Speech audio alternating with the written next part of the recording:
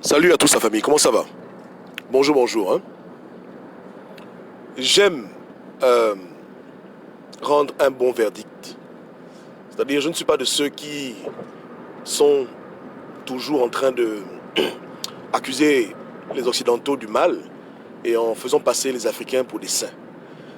Je ne suis pas non plus celui qui met tout le tort sur l'Africain et qui, en le faisant, innocente l'étranger qui veut son mal. Dans un problème, les torts sont souvent partagés et il est important de déterminer quelle est la part qui nous revient dans ce qui nous arrive pour pouvoir prévenir dans le futur et au moins et même pour se libérer. Parce qu'on ne peut pas guérir une maladie si on ne connaît pas ce qu'elle est, si on n'a pas la racine d'un arbre, on ne pourra jamais le déraciner. N'est-ce pas, non? Donc on vit des choses qui sont pas normales. On vit des choses que j'appelle moi malédiction. On vit une oppression coloniale, néocoloniale qui n'en finit pas. Je parle en général, hein, voilà. Je parle pour tout le peuple noir en général.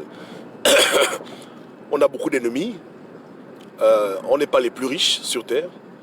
On est riche sur le papier, mais dans la vraie vie, ouais, non? Voilà. Donc notre réalité, elle est là. C'est clair qu'il y a beaucoup de Noirs qui s'en sortent plus ou moins bien dans la société. Mais pour l'ensemble des Noirs, c'est la catastrophe. On remplit les prisons. On est souvent indexé comme étant des criminels. On nous voit souvent comme des gens idiots. Il y a des stéréotypes qui sont vrais, qui sont faux. Bref, le bilan, il est négatif. En un mot, le noir, quand on cite le nom d'un noir, ça n'impose pas le respect dans les oreilles d'autres peuples. C'est souvent de la pitié, souvent de la tristesse ou de la moquerie, voilà quoi. Donc ça va pas. Ouais, hein. Ça ne va vraiment pas pour le continent africain et pour les noirs en général, même y compris la diaspora africaine. Pourquoi c'est comme ça? C'est la première chose qu'on doit se poser comme question quand on cherche à libérer un continent. Hein?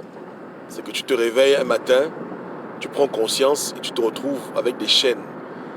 Tu sais, quand tu vois un peu quand les films commencent à Hollywood, entre parenthèses, même ailleurs, et que l'acteur se réveille dans une prison enchaîné et il ne comprend pas. Il se demande qu'est-ce qu'il fait là. Il voit les murs, il observe, il prend note, il prend acte de la situation. Et comme il est peut-être petit, il a peut-être 7 ans, 8 ans, il ne comprend pas. Tout ce qu'il sait, c'est qu'il est né esclave. Tout ce qu'il sait, c'est qu'il est né avec des chaînes. Et voilà. Maintenant, c'est clair que naturellement, il veut les enlever parce que ça le gêne un peu. Mais il faut d'abord qu'il se demande pourquoi je suis là. Pourquoi on est là où on est. Surtout que l'on sait que l'histoire nous montre clairement qu'il fut une époque où les Noirs étaient au devant de la civilisation. D'après les recherches de grands chercheurs comme Anta Diop, même en Amérique, on est venu établir des colonies. On était au sommet de tout, des mathématiques, de l'art, du savoir, etc., et de la spiritualité. Donc qu'est-ce qui s'est passé que les premiers sont devenus malheureusement les derniers? C'est la question du siècle. Et moi ici, je donne mon analyse, hein, et c'est mon analyse. Chacun d'entre vous doit se poser des questions, doit essayer de comprendre pourquoi c'est comme ça. Donc ça, ce n'est qu'une proposition, une piste, une analyse personnelle que je partage. Après, chacun peut chercher. Ouais, non? Moi, je pense qu'à l'origine, nous avons dû commettre dans le passé, quand je dis nous, ce sont nos ancêtres, ils ont dû commettre une erreur monumentale. Ils ont dû faire quelque chose qui a vraiment énervé Dieu. Et de ce que je sais, ce qui offense la divinité le plus souvent, c'est lorsqu'on adore des dieux étrangers. Et je ne parle pas ici du christianisme et de l'islam, parce que ça, c'est des religions qui sont venues après l'esclavage, etc. Je dis que qu'est-ce qui s'est passé que les Africains ont été livrés au peuple étranger, ont été autant humiliés, femmes et enfants, autant tués. Qu'est-ce qui n'a pas marché? Je pense que nos ancêtres ont dû simplement adorer le diable. Comment? Je n'ai aucune idée, mais je sais qu'il y a eu une offense. On a dû s'adonner à un moment donné au mal. Sûrement, c'est la genèse chez nous de la sorcellerie, du vampire. Il y a quelque chose qui s'est passé chez nous qui nous a apporté la malédiction. Quand j'écoute un peu les récits ésotériques, que ce soit le Bouiti, le djembé ou même le Bieri, des peu de livres que j'ai pu lire sur les anthropologues qui ont fait des recherches, ils disent que il y avait une femme qui est partie à la pêche, ou bien à la chasse, ça varie un peu, et elle a ramené dans le village le vampire, et le vampire a créé des dégâts, et ça a fait que Nzambé, notre créateur, nous a laissés. Bon, c'est une métaphore, c'est une allégorie, mais dans le fond, ça veut simplement dire que À un moment donné, parmi nos ancêtres, il y a des gens qui ont commencé à faire le mal à d'autres personnes. Ils ont commencé à faire ce qu'on fait aujourd'hui encore en Afrique, c'est-à-dire manger les gens en vampires, les envoûter, bloquer leur vie, faire du mal. Ils ont dû utiliser des forces négatives pour faire vraiment un sérieux désordre chez nous. Dieu s'est énervé, Dieu nous a maudits et Dieu nous a livrés à n'importe qui pour nous marcher dessus. Donc je pense qu'il y a eu une faute spirituelle qui nous a complètement déstabilisés, qui a fait que Dieu nous a oubliés pendant un temps, il s'est retiré de nous et on est tombé facilement à la proie de tous les peuples. Parce que, pose-toi la question, pourquoi les Occidentaux, les colons, ont attendu aussi longtemps pour pénétrer dans l'Afrique centrale? Qu'est-ce qui les bloquait? Quand tu es en Égypte et que tu décides de descendre vers le sud, c'est pas difficile, tu tomberas forcément dans les pays comme le Tchad, le Gabon, machin. Il n'y a rien là. Mais qu'est-ce qui les a empêchés de faire ça pendant beaucoup de siècles? Je pense que simplement, Dieu nous protégeait. Donc Dieu nous rendait invisibles aux colons. Et même quand ils avaient des mauvaises pensées, peut-être que Dieu les dissuadait. Parce que Dieu peut influencer le cerveau de quelqu'un. Mais si Dieu nous a tourné le dos, ils ont dit Alléluia, Amen. Et ils sont venus avec tout leur plan, ils ont fait leur désordre. C'est un peu comme si un enfant a un père qui le protège, qui le guide. Mais s'il se sépare de son père, il ne se parle plus, et l'enfant décide d'aller dans la rue, quiconque le voit peut l'abuser, peut le tuer, peut le violer, parce qu'il n'a plus de protection. Il n'a plus de protection, il est à la merci de ses ennemis. Parce que son Dieu ne le protège plus. Vous comprenez? Son Dieu ne le protège plus. Donc, on a sûrement dû faire quelque chose que Dieu n'a pas aimé. Honnêtement, de manière collective, on a dû faire des trucs graves. Vous comprenez? Je ne suis pas de ceux qui pensent que les Noirs, c'est ceux qui ont vu Lot nu, la malédiction de Cham. Moi, je ne parle pas de la malédiction de Cham. Je dis juste que dans nos interdits africains, parce que Dieu s'est révélé à beaucoup de peuples, hein, comme j'ai dit à une frangine hier, quand on a reçu la Bible est un livre à moitié africain. Hein. Moïse était un Africain, donc c'est pas comme si les Occidentaux nous ont introduits au concept de Dieu et on était perdus dans le... Non, on connaissait Dieu, n'est-ce pas? Ils ont souvent amené leur manière de voir Dieu et leur récit, mais il y a beaucoup de récits qui se rapportent à ce que nous-mêmes on a vécu. Bon, ça c'est un autre sujet. Mais néanmoins, je pense que dans nos interdits en tant qu'Africains, on a dû faire des choses tellement graves, indescriptibles, que Dieu s'est vraiment énervé. Parce que c'est Dieu qui gère ces choses-là. Aujourd'hui, si Dieu le veut, la France-Afrique s'arrête. L'abus des Occidentaux s'arrête. Dieu peut les parler. Puisqu'ils écoutent Dieu, ils peuvent reconnaître les signes. Dieu peut leur dire, écoutez, mon peuple a trop souffert, foutez-lui la paix. N'est-ce pas? On sait une seconde. Et s'ils ne veulent pas, Dieu les tue. Dieu est tout puissant. Mais quand Dieu laisse des gens nous abuser pendant 400 ans, nous martyriser, hein, nous violer, nous voler, nous piller, c'est que quelque part, on a un problème avec Dieu. C'est qu'on a vraiment un problème avec Dieu. Et il faut qu'on trouve la solution de ce problème. S'il faut qu'on demande tous pardon à Dieu pour les péchés de nos ancêtres, s'il faut qu'on retrouve les cultes originels, je n'ai aucune idée par rapport aux solutions vraiment. Hein. Mais je sais que si c'est spirituel, la réponse sera aussi spirituelle. Vous savez, quand tu marches avec le divin, on ne te traite pas comme tout le monde. Moi, j'ai vu de mes propres yeux plusieurs milieux où généralement les Africains, les Noirs en général sont maltraités, brimés, insultés. Mais j'ai vu des gens noirs hein, qui ont marché dans ces milieux-là, ils n'ont jamais été inquiétés. Pourquoi? Parce qu'il y a quelque chose en eux qui fait que quand les Blancs les voient, et les Blancs n'ont pas envie de les abuser. Soit ils ont peur d'eux parce qu'ils sont costauds, soit il y a quelque chose de spirituel qui agit sur les ennemis. L'ennemi a même peur de te faire du mal. Mais les colons, quand ils voient les Africains, ils les voient comme la chair à canon. Beaucoup d'entre eux n'ont aucun état d'âme. Il y a un voile, il y a une protection spirituelle qui a disparu. Vous comprenez? Il y a quelque chose qui a disparu et qui fait maintenant qu'on est devenu à leurs yeux comme des cobayes, des machins. Il n'y a plus le respect là, il n'y a plus le respect. Il y a un problème. Ils ne nous craignent plus, on est devenus comme les enfants. Il y a un véritable souci. Et même nos leaders, parce que même nos leaders qui sont soi-disant spirituels, quand ils sont devant les Occidentaux, ils sont comme des moins que rien. Ouais, ça va pas. Il y a un problème. J'avais dit tantôt dans une autre vidéo que je pense que c'est sûrement le fait que les colons aient réussi à prendre nos reliques, et par nos reliques, qui sont simplement les squelettes de nos ancêtres, ils nous contrôlent. Mais je ne pense pas. C'est possible que ce soit le cas. Mais ça, c'est après. Qu'est-ce qui a d'abord fait que la protection est tombée, que l'ennemi a pu rentrer, hein? En un mot, quel était le cheval de Troie qui a fait tomber l'Afrique? Qu'est-ce qui s'est passé? Il y a un problème. Ou bien il y a des gens de chez nous qui ont vendu nos enfants, nos parents aux Blancs à cause de l'argent, ou bien je ne sais pas. Mais il y a forcément quelque chose qu'on a fait pour faciliter la servitude de notre peuple. Imagine un peu 20 anciens africains, hein, qui décident, pour des raisons de sorcellerie, de mauvais cœur, de vendre leur village aux Occidentaux et de vendre leurs enfants pour l'alcool, les cigarettes. Je ne sais pas. Mais il y a forcément quelque chose qu'on a fait qui a permis que l'ennemi nous fasse à dur, physiquement comme spirituellement. Donc soit c'est la cupidité de nos anciens chefs de village, etc., nos guides spirituels, soit simplement c'est un péché qu'on a tous voulu faire. On a commencé à adorer un faux Dieu, ou bien on a fait la sorcellerie. Dieu n'a pas aimé qu'on fasse le vampire sur les gens. On a commencé à être cannibale, je ne sais pas. Mais il y a quelque chose qu'on a fait. Et il faut qu'on trouve, il faut que Dieu nous aide, il faut que Dieu nous révèle l'origine de nos problèmes en tant qu'Africains, en tant que Noirs. Et même en tant que Bantou, en tant qu'Écan, etc. Que Dieu nous montre qu'est-ce qui n'a pas marché. Pourquoi on subit des choses comme ça? Pourquoi on subit des dirigeants pendant 50 ans qui ne foutent rien? Pourquoi on subit des famines, des maladies? Pourquoi?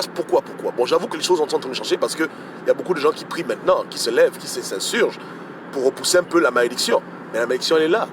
Il suffit seulement qu'on se taise tous et tout redevient normal. Imaginez un peu si tout le monde se tait par rapport au vaccin. Mais ils font ce qu'ils veulent.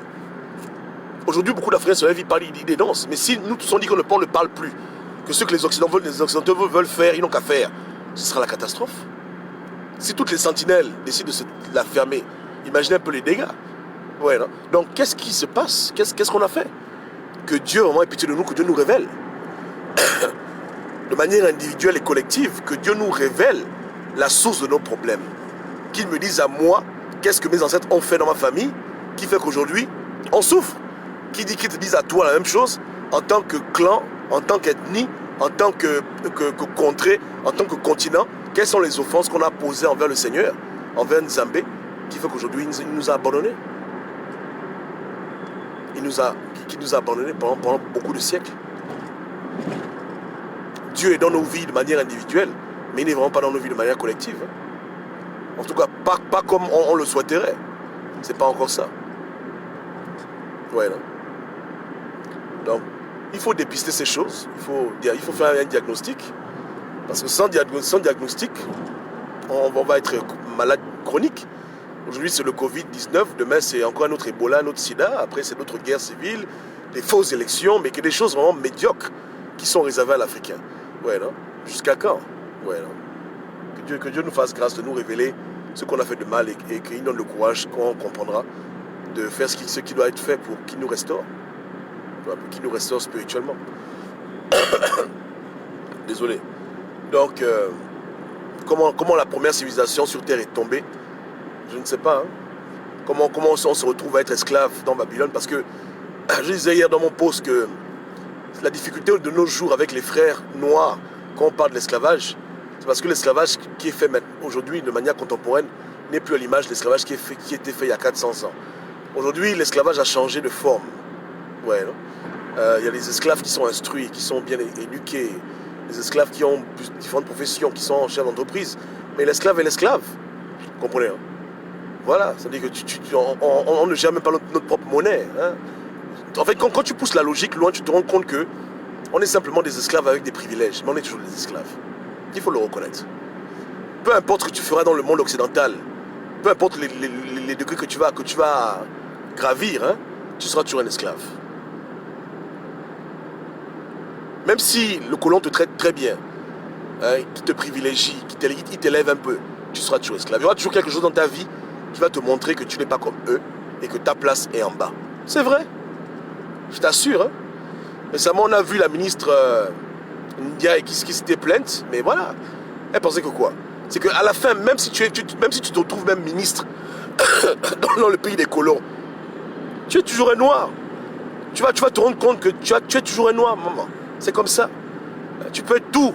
Tu peux être avocat, médecin, tu es noir, tu es noir. Et c'est un véritable problème. Ils ont beau prêcher l'équité, on est ensemble, on n'est pas ensemble, c'est faux. Hein? Si tu nages dans ta cage, tu vas trouver la frontière. Et c'est ça le problème, qui fait qu'il y a des gens qui ne veulent pas se battre pour libérer l'Afrique. Parce qu'ils ne savent pas qu'ils sont esclaves. Ils pensent qu'ils sont libres. Ils pensent qu'ils sont libres. Hein? Comme il n'y a plus les chaînes, il y a plus de chaînes physiques, c'est difficile. Ça la difficulté. Ouais, non? Quand les chaînes mentales, spirituelles, économiques ont remplacé les chaînes physiques. Les gens pensent qu'ils sont libres, mais alors qu'ils ne sont pas libres. Hein? Mais c'est quand ils demandent qu'on change la monnaie, le franc CFA, et qu'on leur refuse de changer la monnaie, qu'ils comprennent que non, ils sont vraiment esclaves, on les brime. C'est comme ça. C'est comme un poisson. Je t'assure que plus l'aquarium il est grand, plus le poisson a l'impression qu'il est libre. Tu donnes à un Africain un bon travail, une bonne retraite, beaucoup d'argent, une maison, 2 voitures, des bons diplômes, une bonne carrière, il va penser qu'il est libre. Maintenant, un jour, s'il remarque une injustice et qu'il veut la corriger, il va cogner le mur. Et là, il va se rendre compte qu'il est esclave. On se comprend, non? C'est comme ça. Que Dieu nous aide et que Dieu ouvre les yeux de tout le monde pour que nous puissions être tous d'accord sur notre condition de dominer, hein, de néocoloniser, que ce ne soit plus un débat et qu'on puisse tous réfléchir et chercher à comprendre les origines de nos problèmes, spirituellement. Où est-ce qu'on a fauté contre Dieu? Qu'est-ce qu'on a fait pour en arriver là? Sur le plan spirituel et aussi sur le plan physique. Sur le plan physique, c'est sûr que le manque de solidarité, le manque d'amour entre nous, le manque de collaboration, l'égoïsme a dû aider vraiment l'Afrique à souffrir. Parce que quand on soulevait des Noirs pour les amener dans les petits bateaux, il y avait des Noirs qui collaboraient pour ça, et il y avait des Noirs qui s'en foutaient. Hein? Surtout ceux qui étaient au courant. C'est un peu comme maintenant en Libye, on sait qu'il y a des Noirs qui sont esclaves, mais nos pays africains n'ont pas envoyé une force militaire pour les libérer. Vous voyez, non? Donc ce qui se passe maintenant, c'est passé à l'époque, c'est comme ça. Donc ça, c'est les raisons physiques. Les raisons spirituelles, elles sont tout aussi importantes et on doit les découvrir. Et je pense qu'elles existent. Il n'y a pas de hasard sur Terre. Il y a toujours cause et effet, n'est-ce pas, non? Du monde invisible au monde visible. Donc, que Dieu nous aide. Hein? La libération de l'Afrique passe par la connaissance. On périt vraiment parce qu'on ne connaît pas. Pour terminer, je citerai le prophète Jérémie. Non, désolé, Daniel. Hein, Daniel était né esclave. Et son vrai nom, c'était pas Daniel. Hein. Daniel, c'est le nom que les Occidentaux ont donné. C'est les Grecs qui ont traduit beaucoup de livres. Donc, ils ont occidentalisé les noms. Voilà. Mais il s'appelle peut-être Obama ou bien Ngema ou bien Mburu. Est-ce que qui connaît? Donc, ce prophète-là, il était né en captivité. C'est-à-dire que quand il était très très petit, on l'avait pris de ses parents, on l'avait amené dans un pays étranger, à Babylone. Un peu comme tu es au Gabon, et on t'amène à 2 ans, tu grandis aux États-Unis. Maintenant, en grandissant, comme tout le monde, hein, il a fait le constat qu'il y a un problème, que son peuple souffre. Il a vu que son peuple était tué dans des choses bizarres, maltraité, abusé. Il ne comprenait pas. Il ne comprenait pas, il priait, il disait Dieu, libère mon peuple, libère mon peuple. Pas de libération. Il a fallu que Dieu le guide pour qu'il aille lire les prophéties d'un ancien prophète qui était né il y a peut-être 200 ans en arrière, ou bien 1000 ans, je ne sais pas, qui s'appelait Jérémie. Hein? Et là encore, c'est un nom occidentalisé. Le nom, ce n'était pas forcément Jérémie. Mais en tout cas, il a lu le livre de Jérémie. Et en lisant le livre de Jérémie, Dieu lui a montré que si ton peuple souffre aujourd'hui dans Babylone, c'est parce que ton peuple, à l'époque, quand je leur parlais, ils n'ont pas voulu me comprendre, ils ont joué au con avec moi. Donc je vous avais dit que comme vous ne voulez pas m'entendre, je vous demande de ne pas faire le mal, vous ne voulez pas ouvrir vos oreilles, vous allez vous retrouver être esclave. Une nation que vous ne connaissez pas, qui ne parle pas la langue que vous parlez, va venir vous chercher, prendre vos enfants, prendre vos femmes, vous envoyer aux 4 coins de la terre, vous abuser et prendre vos richesses, etc. Il a compris. Et quand il a compris que c'était Dieu lui-même qui avait permis que son peuple soit en captivité, y compris lui-même, il a fait la bonne prière. Il a demandé à Dieu pardon pour ses péchés à lui et les péchés de ses ancêtres. Et c'est là où Dieu lui a répondu favorablement en lui envoyant l'ange Gabriel qui est venu lui parler, etc. etc. Parce qu'il avait fini par comprendre. C'est comme ça. Hein? Donc avec Dieu, ce sont des codes. Tant qu'on ne prononce pas les bonnes paroles par rapport aux problèmes qu'on a, on va continuer de souffrir. Mais une fois qu'on aura compris réellement ce qu'on a fait à Dieu et qu'on fera la vraie prière que Dieu veut entendre, il viendra à notre secours et de manière supernaturelle, comme de manière physique, il apportera la libération de notre peuple sur la terre entière. C'est ce que je pense qui va se passer avec cette génération parce que c'est ça, ouais, non? Moi, j'ai eu la chance de ne pas naître dans une famille pauvre, misérable, pour ouvrir les yeux rapidement. C'est un bien, mais c'est aussi un mal. Ouais, non? Et c'est comme ça. Hein? Quand tu nais avec des parents qui ont un peu des moyens, tu vas à l'école, à midi, il y a toujours à manger. Tu vis dans un monde comme on vit maintenant, tu ne peux pas te rendre compte que toi, en tant que noir, tu as un problème. Tu vois ce que je veux dire? Voilà, parce que les vrais racistes, ils sont présidents, ils sont ministres, tu ne les vois pas. Toi, tu vois qui? Tu vois tes potes du quartier, tes frères arabes, tes frères blancs, etc. Donc, tu n'as pas cette visibilité-là. Mais c'est plus tard, maintenant que tu grandis, que tu te rends compte qu'il y a un petit problème. Tu commences à discerner qu'il n'y a pas vraiment d'égalité en tant que tel, et tu commences à revoir l'histoire qu'on n'a pas voulu t'enseigner à l'école. Vous voyez ce que je veux dire, hein? Et c'est ça le problème. On ouvre les yeux très tard, parce qu'à cause du monde dans lequel on vit, et de tous ces biens matériaux qu'il y a, on ne se rend pas rapidement compte qu'on souffre. Vous voyez ce que je veux dire? C'est celui qui vit en Afrique, qui est né dans une famille très, très pauvre, qui va peut-être comprendre rapidement que sa pauvreté n'est pas normale, que sa souffrance n'est pas normale, que pourquoi il souffre. Mais si tu ne souffres pas, pourquoi tu vas demander pourquoi tu souffres? Tu comprends? Si tous les jours tu manges 3 fois par jour, tu as la télévision, tu as la PlayStation, c'est normal, hein, je ne dis pas que les parents doivent faire souffrir leur enfant. Tous les parents normaux doivent se battre pour donner à leur enfant une bonne situation, un bon avenir, etc. Ce n'est pas de leur faute. Mais ça contribue aussi malheureusement à les garder ignorants de la réalité. C'est comme si on vit dans une bulle. Tu vois, on vit dans une bulle. Mais quand tu vas dans un quartier défavorisé, tu te dis, mais qu'est-ce que les colons ont fait? Quand tu regardes le pays dans l'ensemble, hein, si tu es né par exemple au PDG et que toute ta vie tes parents étaient ministres, tu ne peux pas comprendre celui qui a vécu au quartier. Mais c'est même quand tu vas maintenant explorer les bas quartiers, tu vois les gens qui vivent dans les maisons à ciel ouvert, tu te dis que non, il y a un problème. Si tu as au moins un cœur, parce qu'il y a aussi des petits cons hein, qui sont des nègres de maison privilégiés par les colons et qui doivent bouffer avec les colons, donc ils ne sont pas là pour dire que bon, voilà. Ils ne peuvent pas se lever pour dénoncer les inégalités parce qu'eux-mêmes ils profitent du désordre. Moi je parle des gens sérieux, des gens sincères, ils ouvrent leurs yeux, ils disent que non, ça ne va pas. Donc tout est fait pour ne pas faire prendre conscience du problème, mais on doit prendre conscience du problème. Et on doit chercher la bonne prière, ou du moins le bon remède spirituel pour que Dieu ait pitié de nous. C'est ce que je pense, hein. Ça c'est ma théorie. Ouais, je peux me tromper, mais c'est ce que j'ai médité, et je vous en parle. Ouais, non. Ok, désolé pour les messages, j'ai pas pu les lire. Hein. Et je répondrai aux gens plus tard. Donc Dieu vous bénisse. Ouais, comme dit, là j'ai un message, là. Comme dit la sœur Eyang, c'est vrai. Que l'école était moyen d'assouvir les peuples. Parce que hier, j'ai parlé de mes parents en particulier qui m'ont jamais fait asseoir pour me dire qu'écoute, Georges, voilà, par rapport à l'Afrique, par rapport au monde. Mais à l'école, qui est supposé être l'endroit où on doit m'éduquer le cerveau, jamais j'ai eu un professeur qui m'a fait asseoir pour me dire que mon petit, écoute, il y a la France-Afrique, ton pays, le Gabon, est un pays riche, mais on souffre parce qu'il y a ce système-là en détail. Non, je vous jure que j'ai connu le nom de Foccart quand j'avais 25 ans, et je suis un vieux, moi. Donc, c'est à cet âge-là que j'ai connu le nom de Jean-Jacques Foccart. Est-ce que c'est même normal? J'ai compris la France-Afrique, j'étais en train de frôler la trentaine. Quand même, il y a un problème. Vous comprenez?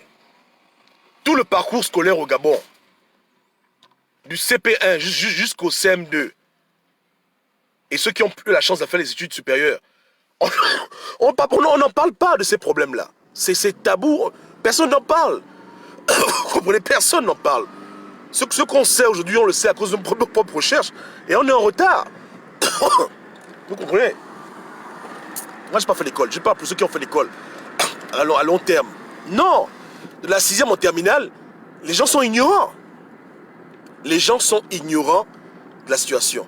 Moi, j'ai grandi et je pensais du fond du cœur que le Gabon était un pays pauvre. Je jure. J'étais convaincu que l'Afrique, c'est une terre désertique. Il n'y a rien chez nous. On n'a rien. Bon, vous comprenez un peu, non? Ce que je pensais. J'étais convaincu de ça. Quand je voyais mes potes blancs, ils me disaient comment tu vas? Aujourd'hui, je vais bien, on parlait un peu du monde. Je dis que moi je souffre, je suis africain. L'Afrique, il n'y a rien chez nous. On souffre, on n'a rien. Tu vois un peu, non? Voilà. Je ne sais pas que la forêt était une richesse. Je ne comprenais rien du sous-sol. Pour moi, on était pauvres. Je ne peux pas imaginer que le sous-développement était lié aux gens qui voyaient l'argent, la France-Afrique. Non, pour moi, c'était... Parce qu'il n'y a pas d'argent chez nous. On est pauvres. On est pauvres. Voilà comment je pensais. Et beaucoup de gens pensent comme ça, ils ne savent pas. Ils ne savent pas. Et on se met à envier les autres, on rêve de l'Occident, alors que chez nous, c'est le véritable paradis sur Terre. Ce qui se passe lorsqu'il n'y a pas de connaissances, on vit dans...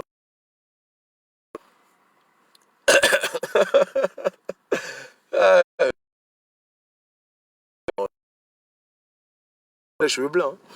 Donc, non, la vérité, c'est que c'est ça. C'est qu'on souffre beaucoup par manque de connaissances et ça me fait mal. Parce que, c'est difficile. C'est dur. C'est dur.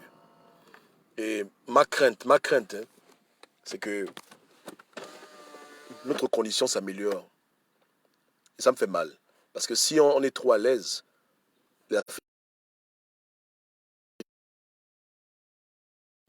et c'est le danger qu'on est en train de courir.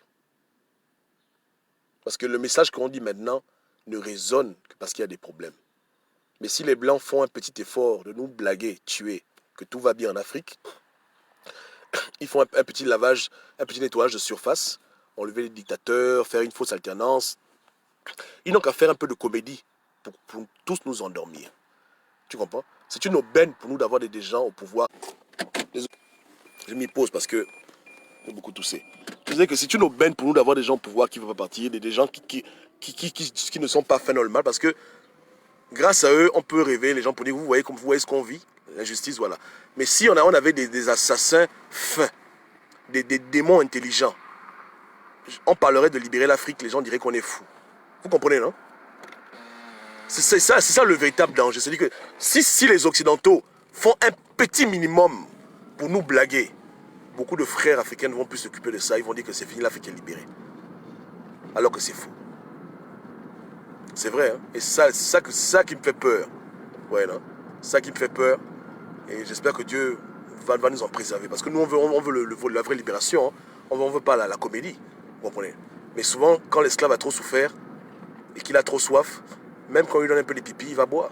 Ouais, non? C'est comme ça la vie. C'est la nature humaine. Hein? On ne se bat que lorsqu'on pense qu'il y a un problème. Quand il n'y a pas de problème, on se repose. Tu comprends? Et c'est le danger qu'on est en train de courir. Donc, il faut vraiment qu'on s'éduque. Il faut éduquer les enfants. Il faut leur dire. Hein. Hier, j'ai dit qu'il faut dire aux enfants que le colon, c'est le diable. Les gens sont fâchés avec moi, mais qu'est-ce que je veux dire? C'est la vérité. J'ai pas dit que le blanc, c'est un diable. J'ai dit le colon. Et j'ai défini le colon. J'ai dit que le colon, c'est celui qui pense à venir prendre ta terre, qui pense à te vacciner, qui pense à t'imposer le dictateur. Ce sont ces familles, malheureusement ou heureusement blanches et arabes et asiatiques, qui planifient la destruction de l'Afrique. Voilà. Mais c'est pas de ma faute si en majorité ils sont de couleur non mélanisés. Il faut dire ça aux enfants que il faut comprendre qu'on a des gens qui nous veulent du mal. On a des ennemis. On a des gens qui réfléchissent pour nous faire du mal consciemment. C'est pas un complot, c'est vrai. Et voici leurs fruits. La France-Afrique, la colonisation, l'esclavage, le néocolonialisme, les dictatures bêtes, les pandémies, le sida, l'Ebola, les témoignages de coups d'État. Voici les fruits. N'est-ce pas, non?